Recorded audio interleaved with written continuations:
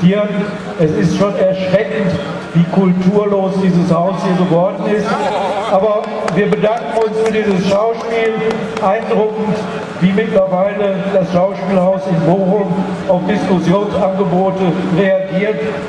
Dass mittlerweile ein Schauspielhaus von der Polizei geschützt werden muss, damit keine Flugblätter verteilt werden können, das ist schon ein einsamer kulturpolitischer Höhepunkt dieser Stadt.